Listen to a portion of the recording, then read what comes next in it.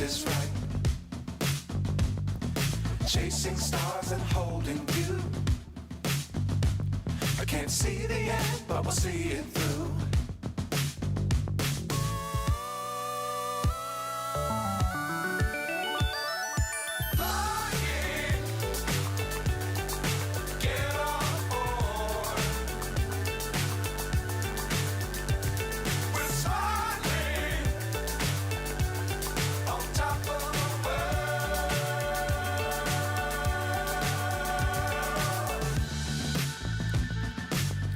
Times don't fly too high.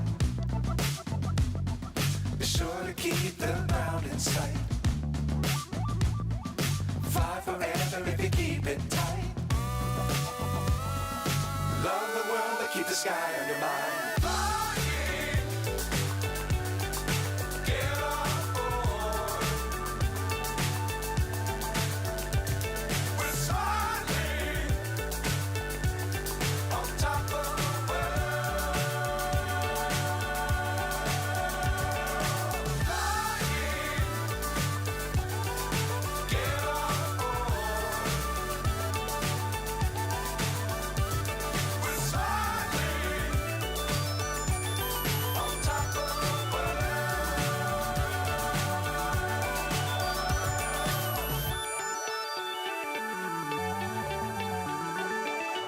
All right, we are good to go. All right. Good evening, everyone. Thank you for joining us this evening. Let's see. With us tonight, we got Rob. Appreciate him being here. We got Dave. We got Alex. We got Dan. Blunty hopefully will be joining us for the next town hall. So we will be grateful to have him back. Definitely a value add to our group here. So I do want to run through some news this evening. We got a couple of interesting updates to go over, some new product, and we're going to start off with a little Drones for Good story. So let me get my screen shared here and see if we can do this. All right. So this comes from Drone XL. And we've got DJI drone saves the day and finds a missing Louisiana girl. So a 10-year-old Louisiana girl is now home safe after an Arkansas company used a DJI drone to help locate her. The Webster Parish Sheriff's Office reported that the girl was found around 11 p.m. on Sunday thanks to the effort of drone management services from Magnolia, Arkansas. The girl was reported missing earlier in the day, and the search intensified as the hours passed. Drone Management Services, a company based in Magnolia, Arkansas, stepped in to assist with their advanced drone technology. The drone video captured the moment the girl was found in a wooded area near Sandplant Road in Webster Parish, Louisiana. Josh Colber, owner of Drone Management Services, received the call for help while in Arkansas. He quickly made his way to Louisiana and launched his drone. After a thorough search, Culver spotted the girl sleeping on the ground. He said, I stayed on the south side of Sandplant Road, and she was probably 200 yards down that road. She woke up, and you can see her head snap back as soon as law enforcement officers get there and get her a bottle of water and get her checked out. So this is awesome. Definitely a great use of drone technology and obviously DJI technology to help locate this young girl. And definitely a win for the drone community, for this girl's family, for this whole community at large. So definitely thankful to that company and Josh Colber for helping out find that young lady. So definitely a cool little story there.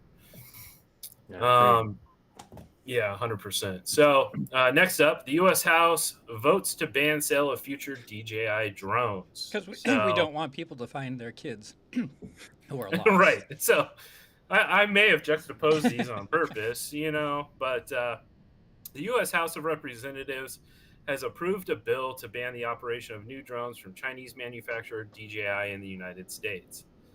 This legislation, H.R. 2864, or the Countering CCP Drones Act, is part of a broader wave of measures directed at China, which lawmakers are reviewing this week. The bill, which still requires approval from the U.S. Senate, would prevent future DJI drones from operating on U.S. communications infrastructure.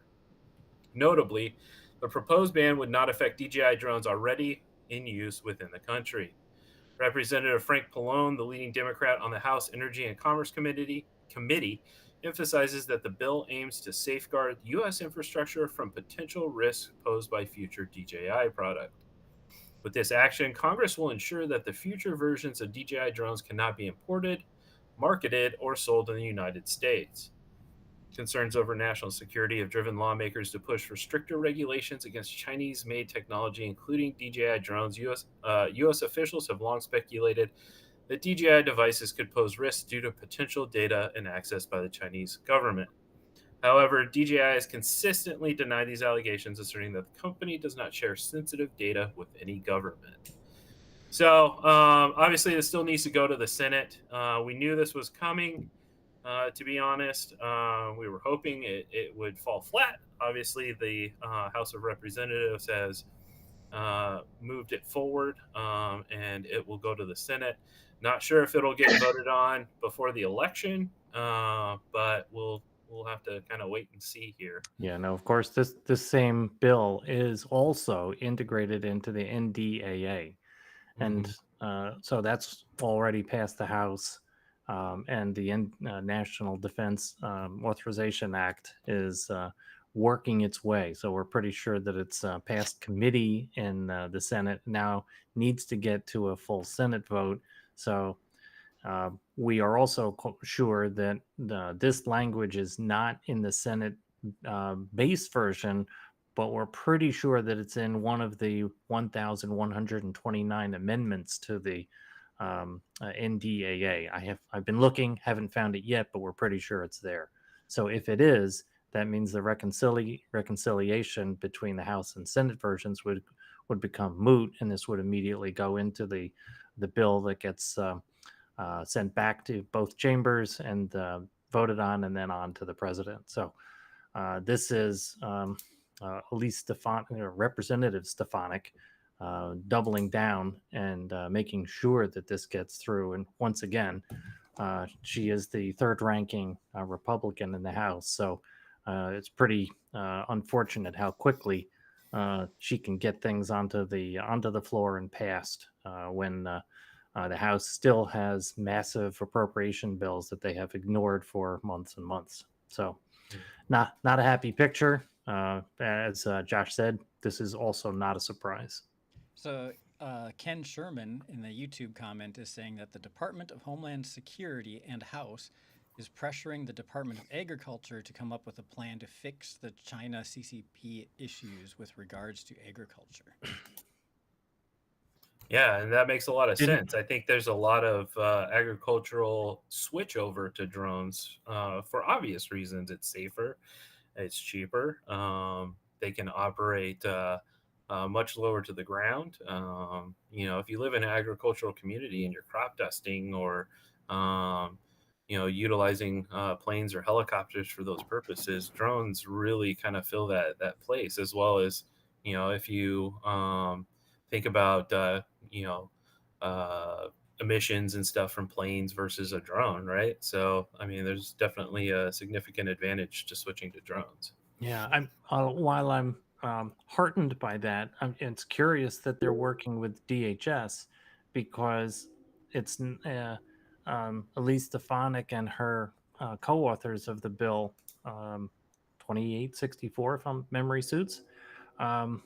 They went to Department or they went to the Commerce oversight, so, and they're going to work this issue with FCC bans, not through anyone in agriculture. So that says that that Department of Ag would have to go through, or the representatives that have oversight to the Department of Agriculture would then have to go to DHS and then collectively go back to Commerce. So, as usual, just a little convoluted. Yet we're really welcome and are delighted with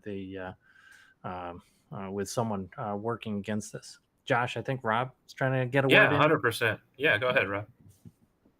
Yeah, I was just going to say, just to elaborate a little bit further, I learned today that the most likely outcome is that Congress will not advance the standalone bill, and they will likely pass a continuing resolution just to keep the lights on until they go into recess after the election, and likely a similar outcome for the Countering CCP Act with the NDAA. So, Well, if they, yeah, um, well, it's probably, that could be the reason why that Representative Stefanik is pushing for a standalone bill, because if they do a continuing resolution for the NDAA, I believe that none of the new mandates or amendments come into play until that whole bill gets voted on. Is that your understanding, Rob? That's my understanding. So it's likely we won't know anything on either side. There's a high possibility until after the election. Okay. Yeah. So obvious. So that intensifies the scrutiny of this bill, and so also increases the importance of seeing if we have some calmer heads on the side of the Senate to not further this specific House bill. Yeah. Okay. Good insight. So, yeah, thank you, Rob. All right. So I know we've touched on this before with a different state, and you guys are going to have to help me. I feel like it was Virginia. I can't remember. Not allowing drone use during hunting season to track down deer. However, Missouri has moved to allow drone use during hunting season to recover down deer. So all use of drones in hunting seasons has been banned in Missouri until now. The Missouri Department of Conservation released several rule changes ahead of the 2024 season. These changes include the approval of drones used specifically in recovering wounded deer, turkey, elk, and black bear. All other use of drones to aid in the hunt are still prohibited, which is fair. Pursuing, taking, driving, or harassing wildlife is still not legal. These changes reflect a growing shift towards utilizing technology to prevent the loss of animals. Drone operators must obtain permission before flying over private land in Missouri. They are also restricted from possessing a weapon during flight. There are specific regulations and rules that are required by the state of Missouri to operate a drone, even if only for recreational use. And the FAA requires all drone operators to take the trust and follow the FAA's recreational model aircraft rules. You need permission So before flying over private land in Missouri? that might be a Missouri specific rule. I've not heard that before. Wouldn't that But be national airspace that the FAA is in charge of? it might be, takeoff and landing from private land, Maybe it's but just a misstatement in the way it's written yeah, in the article, but 100%. But we spoke on this before. I know there was a lawsuit in the works of a gentleman who owned a company that did this for hunters to help prevent the loss of the waste of wounded or killed deer during hunting. But this is definitely a shift for Missouri to start allowing that. Obviously, using it to track or drive game to a certain location or anything like that. That's just unsportsmanlike and definitely not the best way to go. But so I'm kind of in agreement there. But to prevent the loss of that meat and the life of that deer during the hunting season, or any of the other wild game that they're allowing it for, I feel like it's an appropriate use. What about you guys? Oh, entirely. Yeah. I'm my community, my family. I don't hunt, but I'm surrounded by hunters. Most homes right near me look like small munition dumps. So, deer season and bear season, and the calendar is marked by hunting seasons where I live. So this is a topic that's discussed around here. I'm in upstate New York, and so I think this is a lot of common sense. I hope folks in other states follow Missouri's lead and do exactly as Josh has described as sportsmanlike, where what they're trying to do is locate an animal that is wounded and that is probably a result of hunting. And so and certainly a lot of the families around me, the hunting is a way to put food on the table. So it's rarely folks coming up from the city and just for killing an animal. That's not looked at kindly around here. I wonder if it's popular enough, becomes popular enough, if there would be any specialization of the software of the drones themselves to aid in that, whether it's, I don't know, flying better under the trees or flying, I don't know, identifying animals easier, or more people buying thermal drones or something, Right. whatever it is that might help you do the tracking. Yeah. I'm sure depending on where you are and what time of year it is, you may have no leaves on trees, or you could have a lot of leaves on trees, so you couldn't see through them, or you couldn't fly under them. Right. Yeah. Yeah.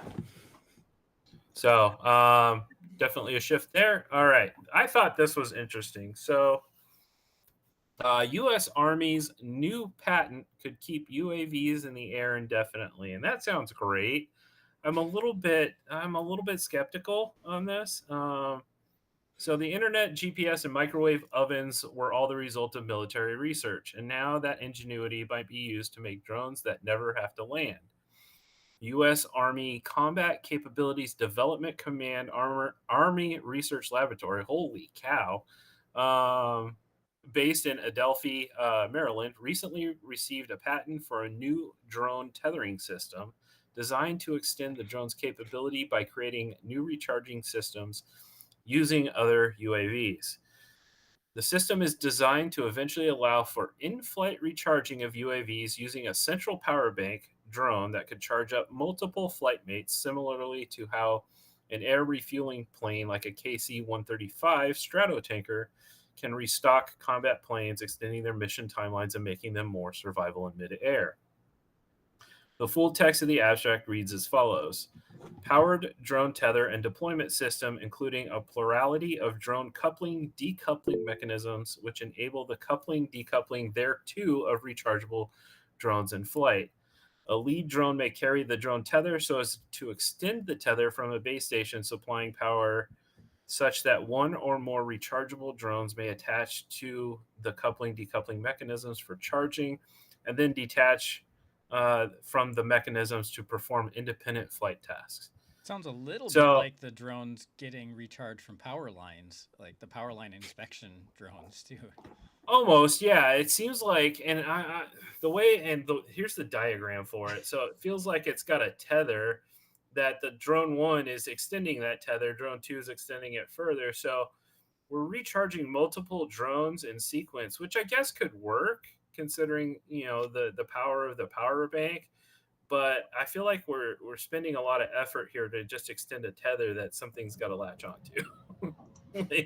So how often is the drone going to crash into the tether? Right? Or, you've got a bunch of stationary drones that are hovering in the air that you still have to bring back to a safe location in order to recharge them for a certain period of time. I mean, you kind of get where I'm going here. It's a little bit weird to me. I'm just saying. So basically the idea is to make drones fly longer, removing one of the largest challenges of electric flight, battery life. It's why would the U.S. government issue a patent on this, and the U.S. military? So Josh, it sounds kind of similar to Reach Power. So Reach Power, they're a really good group. I've had several conversations with them. They just entered into an agreement with DARPA. And they're the group that's beaming, like wirelessly beaming microwave power to recharge drones wirelessly. So that makes more sense to me. Yeah, kind of similar concept, yeah, but on the microwave spectrum. Well, so then you send over microwave to the main drone that has the tether that is then charging all the smaller ones. I see, what did my friend call it today? Bantha fodder. Like, I mean, I just feel like it's, a bunch of sitting ducks in one location, but hey, I mean, I don't know. What do I know? But, congratulations, I guess. I'm just saying. So interesting when we see a proof of concept actually function. Yeah. I mean, I think that would be, a little bit needed at this point. So we'll see what happens with that. So Alex, I did you post a Rotor Riot video of them recharging drones in the air? Maybe. But as you have explained to me, Alex, prior art is not an argument in patents anymore. So first to file the patent wins, I guess. Mm-hmm. So, yes, and so like you could have designed it first, but if you made it public first, then someone else still couldn't patent it. Uh-huh. So you could invalidate the patent, but you couldn't patent it yourself. I see. Interesting. But it's a All right. completely different way than what Rotor Riot did. Rotor Riot had a charging pad on the aircraft, that is a tether that's attached to the aircraft. So it's a different method of that. Outcome's the same, but the method is different. Yeah. Right. And I could see like using a larger drone to catch smaller drones and recharge them and still stay mobile, but having a tether to a tethered drone to another tethered drone, it just seems a little wonky. You're to me. sure it But, had a drone tethered to the drone, tethered to the drone, and not just one big long tether that they could all attach to at different points? it might be. I mean, let's see. A powered drone tether and deployment system, including a it might be just a tether, maybe stretched between A and B. I wonder if that box on the far left that says power and control winch is like the main source with a long tether. Yeah, coming that out might of it. be. Okay, that makes a little more sense. Hence the analogy to a KC 135. Mm-hmm. All right. Still weird. A little weird. I like it. Yeah, I worry about that you'd want them each individual drone to have the ability to immediately disengage so that they're not subject to all being taken out of the sky with just one intercept to the cable or the tether. And that's my thing, right? You have to be like forward enough to set this up, but not so forward that it's in danger. If that Right, or it creates an increased risk. Yep. Because otherwise you're just bringing them back to base anyway. So, yeah. I mean, it'd be almost faster to battery swap and send back out. Mm-hmm. So unless you're trying to, you'd have to have it forward in order to extend its range and mission capabilities. So we're just making an efficient aircraft in the first place. Right. There you go. Put more effort into better batteries. Yeah. Well, I mean, think of the zipline model in was it Uganda? Mm-hmm. Where it's a fixed wing, and in 90 seconds they cycle the aircraft around and get it out, and they have a 75-mile radius. So pretty impressive, and brilliant way to, just as you said, Alex, set up a very efficient aircraft that highly autonomous, and they cycle the heck out of them and really do a great job. All right, I thought this was unique. So Vantage Robotics unveils the Trace. It's a pocket-sized nano drone pocket-sized mil-spec nano drone. So they launched the Trace, designed for covert aerial reconnaissance. This drone is set to revolutionize the field of small UAVs, offering unmatched ISR capabilities at an affordable price. Doesn't look that Trace small. is a game changer. Trace is a game changer in the world. Right. It's a game changer in the world of small drones, weighing just 153 grams. It's well below the FAA's intrinsically safe weight threshold. Despite its air quotes. Despite its small size, Trace packs a punch with its flight and camera performance. It offers up to 30 minutes of flight time on a single battery charge, and comes with a multi-camera system that includes a 48 megapixel visible light camera and a 320 by 240 thermal camera, both with 24 zoom capability. I mean, just that I'd want. Mm-hmm. Just being honest. Drone's low noise signature makes it ideal for covert operations. It can fly both indoors and outdoors, and its gimbal side stabilized cameras ensure smooth footage. Trace also features a proprietary Poplar radar with a 2-kilometer range and a rugged titanium and carbon fiber folding airframe. Did that really have a gimbal on it? I guess I didn't see that from that first photo, but maybe. Yeah, I'll go back up here. Yeah. Yeah, okay. it does right there. So That's impressively lightweight for how much is there. technology they packed in it, 100%. So Yeah, so Josh actually flew one of those last week. I got to demo one, so they're pretty cool Nice. little aircraft. They're quiet. They're very quiet. Well, and that's what it says. So I pulled up Vantage's website here. So they're calling it the Mil-Spec Nano, which is pretty cool. Their customers include a bunch of DoD. This is the trace here. Man, that looks like Lego motors and Lego propellers, but from that picture. It kind of does, right? So 153 grams, 360-degree obstacle avoidance, GPS denied visual position control with scene illumination, can withstand up to 25 knot winds, unseen and inaudible at 30 feet. So that's pretty cool. This looks like it would be perfect for tracking down the wounded deer you just shot. You know, it might be. Thermal camera, zoom on it. Yeah, like small. And then silent. this is their remote system here. I just have to comment on the phrase intrinsically safe weight threshold. As was pointed out by a very bright engineer to me. So Messina, 250 grams. Hey, would you rather be hit with a basketball or a bullet? The bullet weighs less than 250 grams. Oh, that's the hint. So it's not intrinsically safe. It's what's the material, what's the velocity. It's Right. not the mass. Yeah, I'm sure What's a the basketball give and the going material? at the speed of a bullet would hurt a lot too. Yep. Yes. Yep. That's called a cannon. All right. So had to mention that. I know it's a big tangent on this article, but it did catch me. Yeah, if the bullet's tossed by a friend, it might not hurt so much. Right. If they're bad at throwing, especially. You know, So basketball or I'd like to bullet. know how much they're charging for this thing, to be honest. With thermal, 360-degree obstacle avoidance, 30-minute flight time. I mean, that's pretty impressive, and it folds up like a DJI Mavic. And the materials that you mentioned, I'm betting a couple $1,000s. Yeah. So, if I recall, it was in the 4,000 to 10,000 range. I would have to verify holy that. Jesus! So I'm just gonna go back to this part in the article. Let's see. Where they said affordable. Well, they meant for remember their target audience. Affordable for the government. It's Right. very Federal, different. Yeah, federal for contract. Blue NDAA. Yeah, it's the NDAA stuff that drives the price. Well, it must be.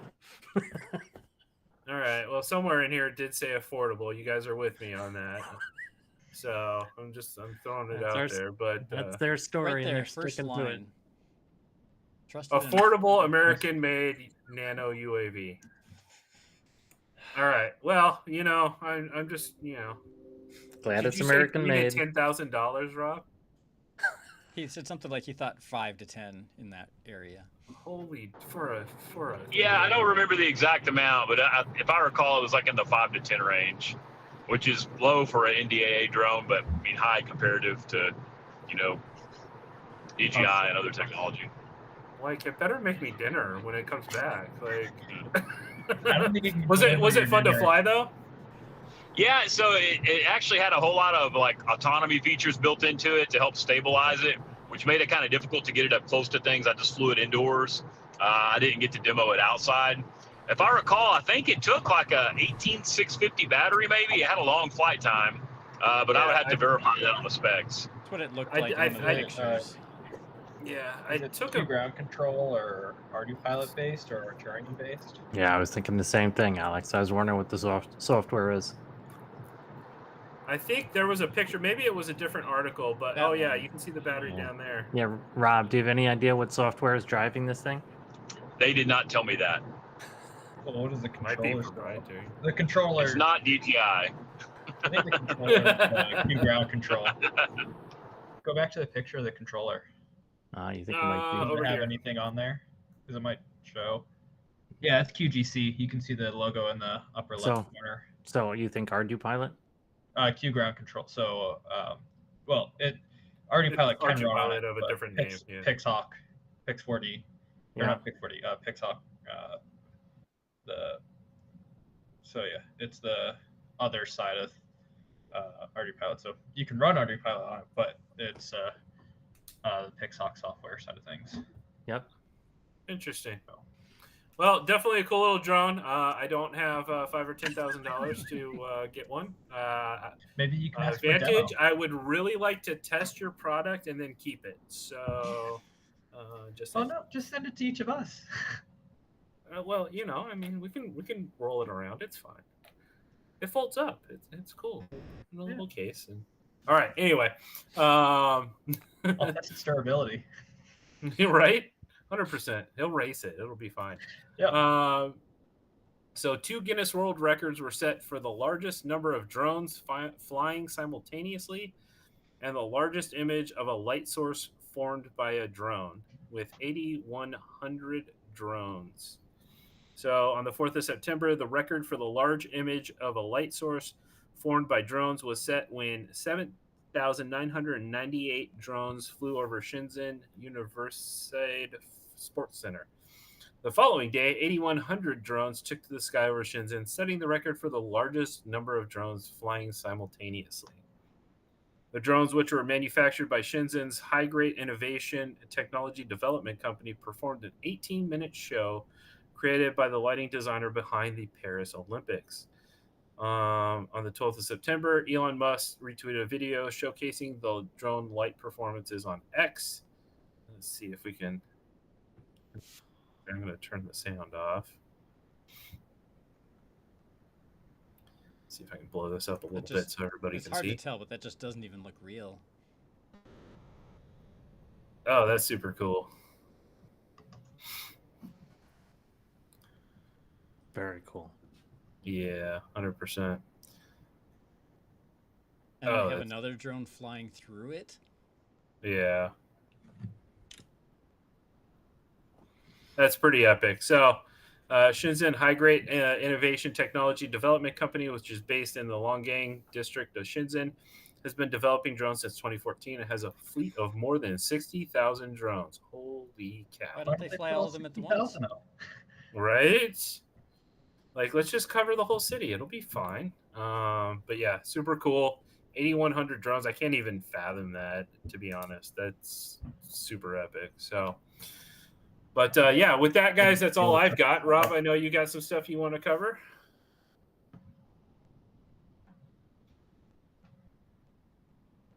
Rob, you with us? Yeah, trying to unmute here. Sorry, dude. Okay. Yeah, so it's all public now. So the FAA's been working several months on an FR shielded BB loss waiver. Right now, it's going to be specific to first responders, and the parameters of it is kind of interesting. So essentially, what it's going to do is it's going to allow up to 1 mile out BB loss beyond visual line of sight operations, but they're going to have some interesting requirements. So you're going to have, and from talking to the FAA group, what they do is they look at all of the incident reporting through the NTSB, through the Part 107, and also through the ASRS, the NASA reporting system. And what they've learned is that drones aren't falling down and hurting people like concussions, they're cutting people. Like the most common drone injury is laceration. So because of that, they are going to require, some sort of mechanism to enclose the props. So essentially prop guards to, safeguard from lacerations. It has to have a anti-collision light on, daytime use as well. 1 mile out visibility day, 3 mile night as always. And that's to mitigate any kind of UA to crude risk. Then additionally, it has to be standard remote ID, and you have to be monitoring ADS-B in. The other parameter is you have to be within 100 foot of a permanent structure. So it's kind of a lot of requirements. If it's over 0.88 pounds, you have to have one of the ASTM parachutes installed. But essentially, for a small lightweight drone, if you put prop guards on it, you can fly it out a mile. If you're monitoring ADS-B, if you have an anti-collision light on it, if you're broadcasting standard remote ID. So it's kind of an interesting thing because they're trying to mitigate all the known threats. So, but this is good news though, because what we see is, waivers that they push out that make them available. They prove that it's safe, and then they start extending the latitude a little bit, at least historically. So it's a step in the right direction. It's one waiver closer to true BV loss ops. So kind of exciting stuff, seeing where that goes. It's only under Part 107. It's nice Rob, to was hear them the- admit that people are not being, hit on the head and taken down by the drones. That it's really Right. just the props cutting Lacerations. people. Rob, Correct. was the permanent structure natural or man-made? It can be natural or man-made. Does the ground So count? essentially the ground. So The ground, you've got yeah. So 100 essentially feet. the ground.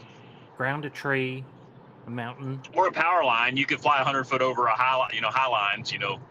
if you wanted to go out. So Yeah.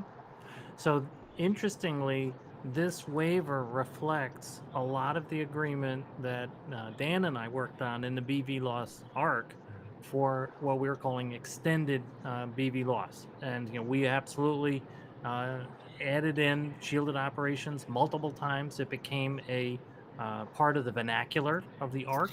So again, were we responsible for this? No. Did we help push this along and raise the awareness? I think so. So this is, I agree with you completely, Rob, that this is a step in the right direction. So we can, we're looking forward to and the notice of public rulemaking for beyond visual line of sight, or the NPRM BV loss, and the date on that is supposed to be this year. So we'll expect hopefully some next step in the evolution of this type of beyond visual line of sight.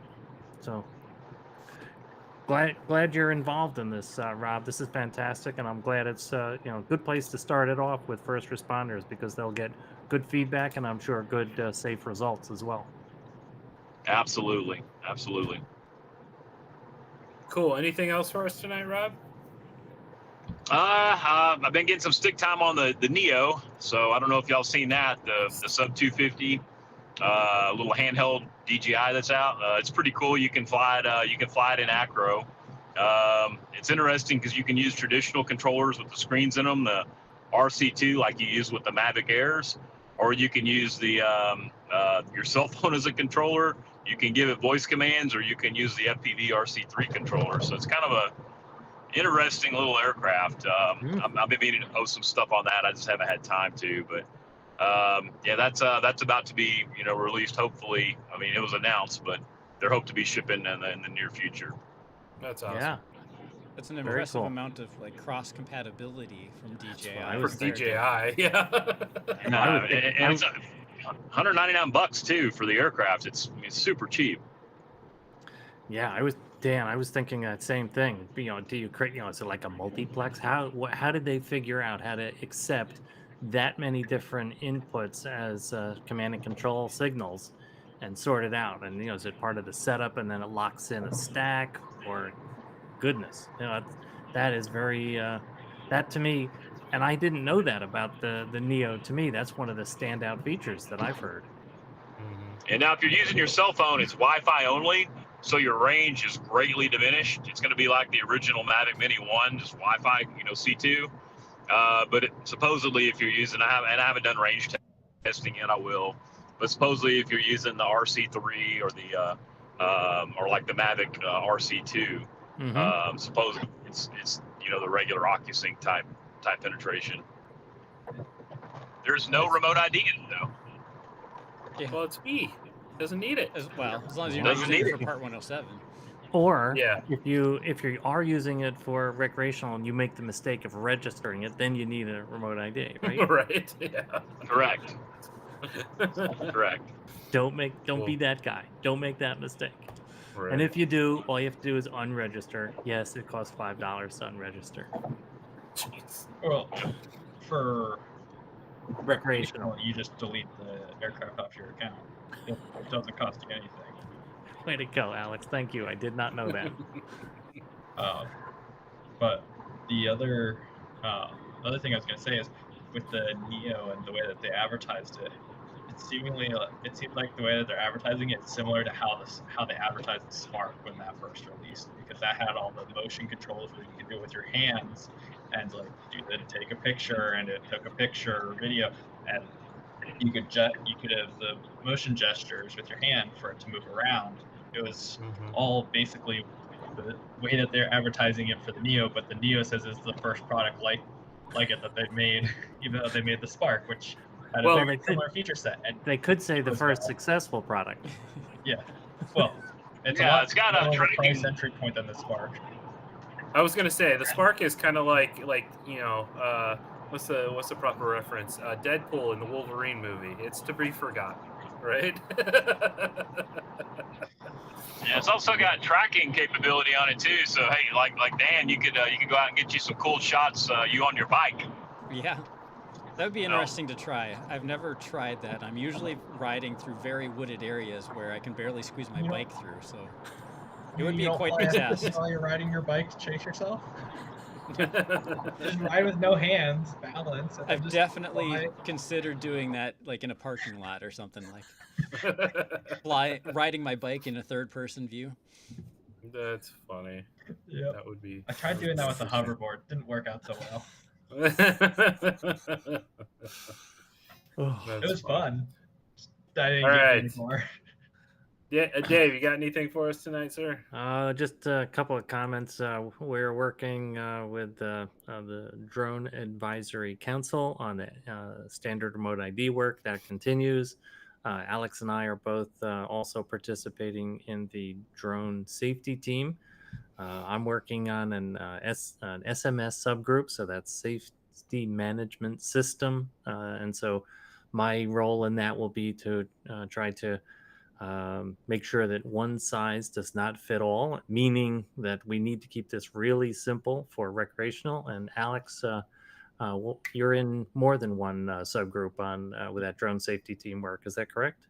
Correct. So I'm on the SMS one as you are, as well as I'm also on the work group for safety data measurement and looking at key performance indicators of what should be looked at and measured to determine what's being safe, what's not, and to see what needs to be adjusted course and stuff like that for integration. Good.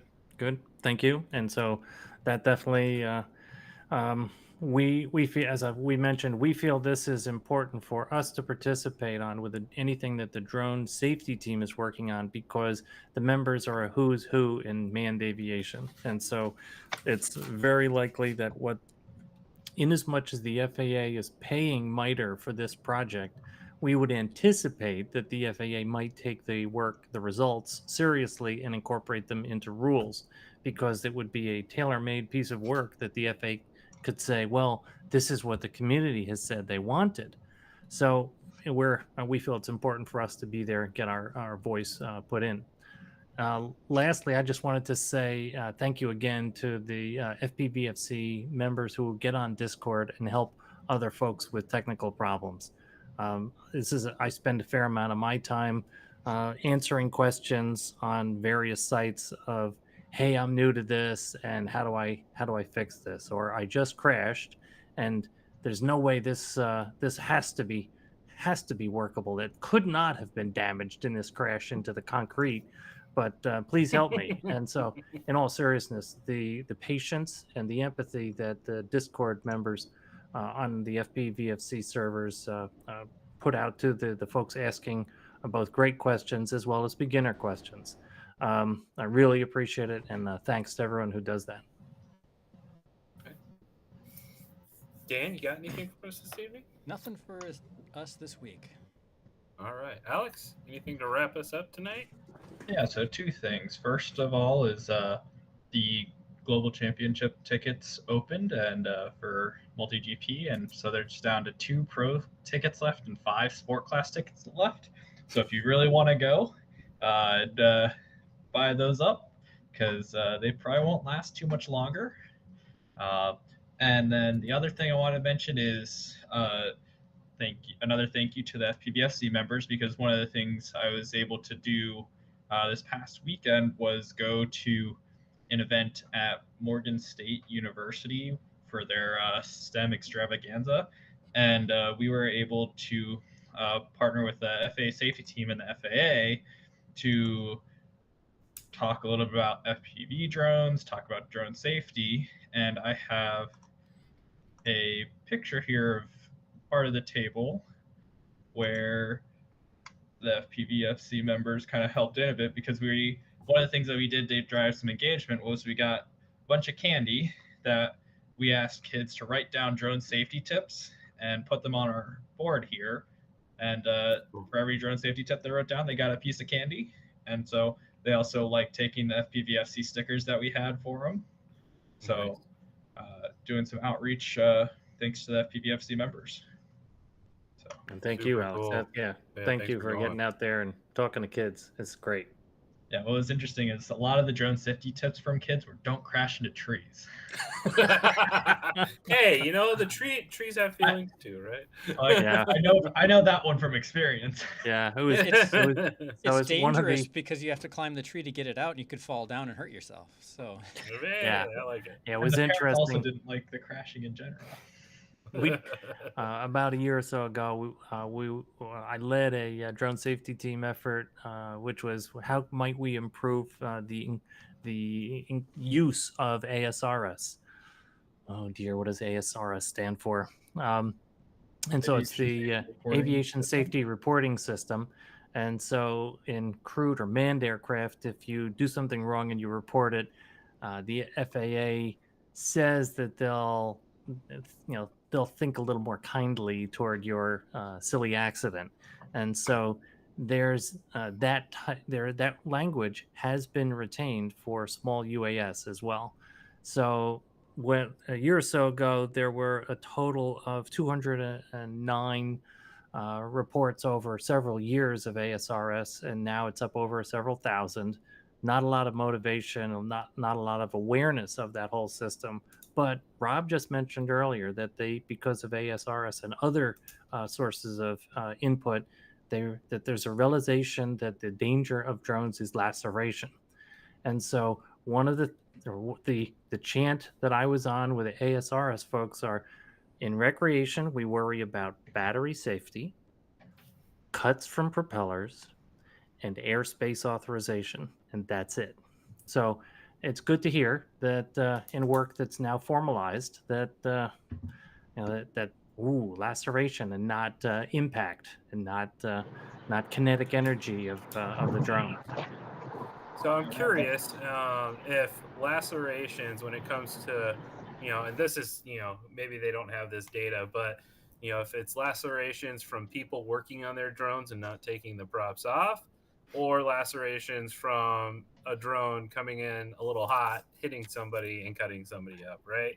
Or trying to catch a drone, bad practice. Right. So yeah, I was thinking the same thing. It's on prep, not flight. Rob, you're coming off mute. Were you going to say something? Yeah, I just wanted, just for the members out there that may not know about the ASRS. So way back, the FAA had instituted a reporting mechanism where you could report known issues or problems or malfunctions or safety concerns without fear of being punished. Well, the problem was nobody trusted the reporting system because it was ran by the FAA. So back in the 70s, there was a transatlantic flight that crashed into the side of Mount Weather. And it was because of a miscommunication between ATC and the pilot. They cleared them for descent, but they weren't ready to descend yet for the runway. Anyways, they crashed into the side of a mountain, killed 92 people on board, if I recall. And the same incident, because of a miscommunication error, almost caused another crash just a few weeks prior. So that's when NASA formed the ASRS as a anonymous reporting system where you can report any safety concerns, accidents, flyaways, malfunctions. And what they do is they route it to the appropriate department. So they have like the drone department, the mechanics department, the pilots department, things like that. And they carefully, meticulously go through and they decontaminate everything sensitive in the report before they combine it to publish. So they take out names, locations, company affiliations, anything like that, and then they enter it in their database. And what they do is they send you in the mail a really cool thing. It's like a confirmation number that's your proof that it was reported, and that's the only thing that you have to prove that you reported that after it's been stripped of your information. So you get a really cool letter in the mail with a NASA label on the outside. So it's worth that alone. Doing the safety, it makes you feel pretty cool when you get a letter in the mail from NASA, right? But I've done multiple reports over the years. Now they actually call sometimes to follow up, and what they do is they look at trends, and then it goes to help formulate and write policy and revisions. Or similarly, if there's an issue like one company's flying away a whole bunch, then they can say, okay, we need to reach out to this manufacturer, kind of thing. But it's for the manned and the unmanned community. But I wanted to throw out there, you can get on the ASRS website and you can search and look at all the decontaminated reports that's been scrubbed of sensitive information. So if you ever get bored, go on there and just search for UAS or search for drone, and you can look at all the reports. They get about 6 a week on drones, so there's thousands of them in there. But it's pretty cool, reading the quick debrief of what's happening out there. It's just if you're bored one evening, it's worth a visit. Yeah, and I can build on what Rob is saying. The NASA folks took us through their level of anonymizing is the phrase they used, and we're a pretty clever group of people, so we all figured, wow, we can figure this out. I bet we can backtrack and figure out who the individual was. Well, we never could. They did a really good job, and so they'll go through and edit all the material that they get, and that's a manual operation. Hey, an AI application. But seriously, they take it seriously. It does take some time, and they do a stellar job on anonymizing. So if you do report through ASRS, you can rest assured that it will be an anonymous entry. Well, in the future, and I'm told they're required to review. Oh, go ahead. In the future, for our meetings, if we have way too much extra time, we could spend a few minutes reading some of the most recent reports. Oh, that would be a video idea. Well, and I remember when this first came out, and I mean, Dave, you were on the work group for this, right? So we were teasing for a long time. Yeah, that, what are we going to report? My drone hit a tree and I broke a prop, right? That's right. They're going to reach out and say props are too brittle and easily broken. Right. And it was like 7 pages of information that they wanted you to enter, and we got that. One of our recommendations were that for small UAS, you can take it down to about 30 seconds. Yeah, I mean, it took 45 minutes to fill out a report. Like, I went through the whole process, and I think we did it live, and we were going in there. We're just like, holy cow, this is taking forever. But it's been greatly simplified. Yeah, less than 5 minutes now. Good. And that's what it needs to be, right? So. That's a plus. Heading it, as my son would say, it's directionally correct. All right, cool. All right, well, comments about the ASRS and taking a look at this data and seeing how things can be used to relax rules in a sense. That's part of what the safety data working group is focused on, is looking at that data and seeing how it can be used, what those metrics are to measure. So that's why we're part of it. It leads to the same kind of stuff of relaxing rules or allowing for more complex operations. So I assume it shows that people aren't dying every week from a 280-gram drone hitting them in the head. Right. And when ASRS gets to the point where we can submit a report in 30 seconds from a mobile phone, then and pick up your Lance authorization information, so you don't have to rekey that, then then we will be advocating that hey, this is really a good idea, because to Dan's point, they really did want us to report when we broke a propeller, and we were like, this is silly. Those are consumables. And so, maybe we'll get a little more common sense applied. And when we see that, we absolutely will endorse that folks use it. All right. Anything else, Alex? Nope. All right. Well, with that, guys, thank you for joining us tonight. We appreciate it. And we'll give you back a couple minutes of your evening, and we'll see you again in another couple weeks. Have a great night, guys. Appreciate y'all. Thank you all. Yeah.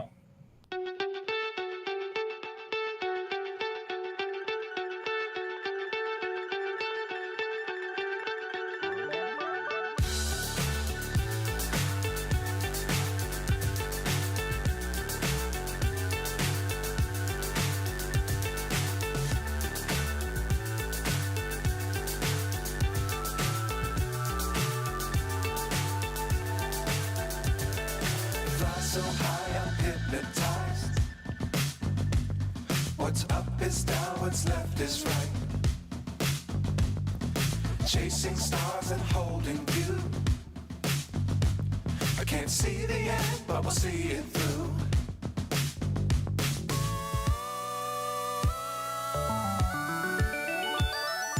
Flying, get on board. We're smiling on top of the world.